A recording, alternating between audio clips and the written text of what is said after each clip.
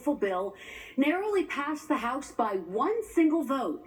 It includes an extension of the 2017 tax cuts, nearly $150 billion in new defense spending, almost $150 billion for border and immigration priorities, and almost $800 billion in savings for changes and cuts to Medicaid. And now the Speaker of the House, Mike Johnson, is urging the Senate not to make major changes to the bill, but in this week are vowing significant fixes to address their concerns.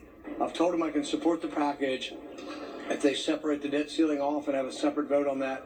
I want nothing to do with that. I didn't vote for the spending. I didn't vote for the debt. I just want to make sure that there are no Medicaid benefit cuts. I'm concerned about some of what the House has done on rural hospitals, essentially, the hospital tax.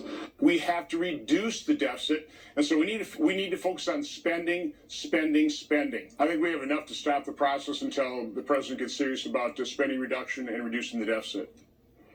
Now, any delays in the president's bill making its way through Congress comes with serious risks to the economy. The Treasury Secretary has warned Congress it must extend the debt ceiling to avert a default before August. But as Republicans sort out their differences, some House members who voted in favor of the bill got an earful of boos and jeers when they returned to their home districts. I voted for that bill.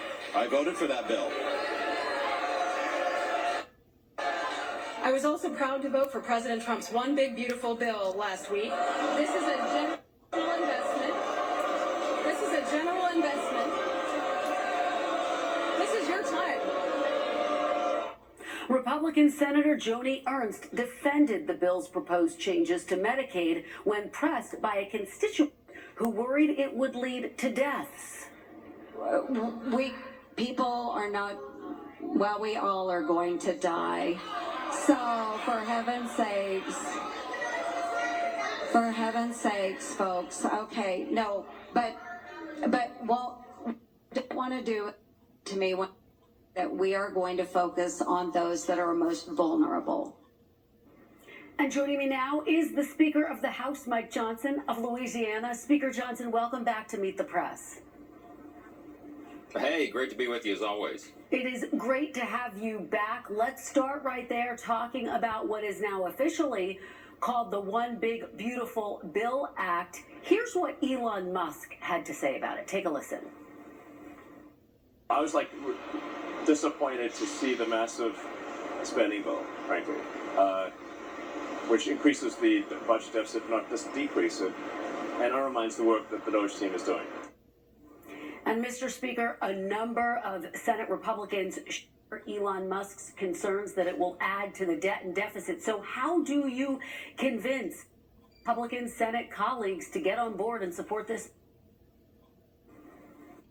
Well, I convinced friends and colleagues. Long text message, good friend Elon Musk, after he made those comments the other day, to explain this is not a bill. This is a reconciliation package. It is reconciling a.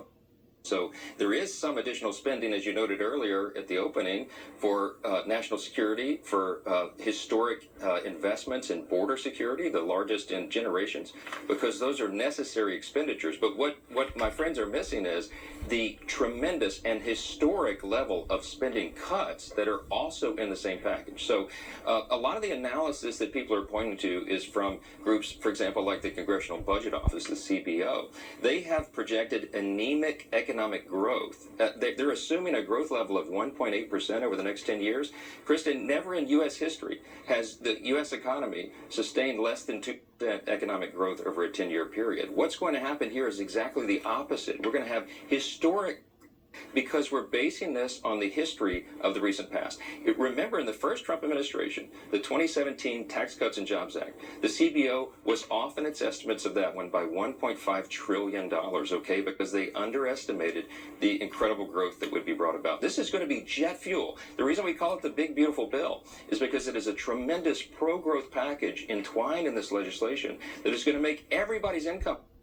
There's going to be more job opportunity, more opportunity to climb up that economic ladder, because job creators, entrepreneurs, and risk takers will have the government off their backs. They will have lower taxes, and they will be expanding their businesses. We're incentivizing U.S. manufacturing again. We're bringing jobs.